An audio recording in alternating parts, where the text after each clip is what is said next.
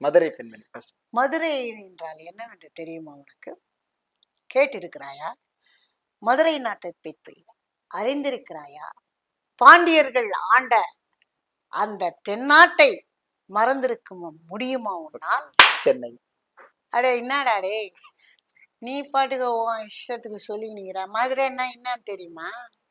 அதான் யார பாண்டிய நாட்டுக்காரர் வந்து ஆண்டுன்னு இருந்தாராம். அவர்தான் எல்லாத்தையும் கட்டு காப்பாத்துக்கின்னு இருந்தாராம். மதுரையில பிறந்த எனக்கு பாரு இன்னும் டெஸ்ட் வச்சுக்கினுதே. மதுரை.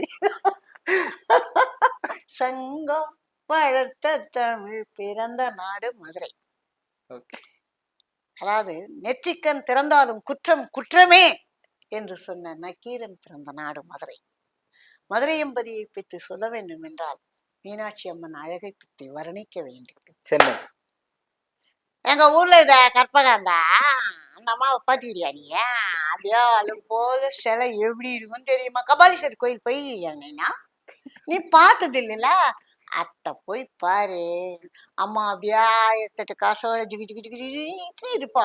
அதை கண்டிங்கன்னு வச்சுக்க ஒரு லைஃப் அப்படியே எங்கேயோ போடும். சூப்பர்.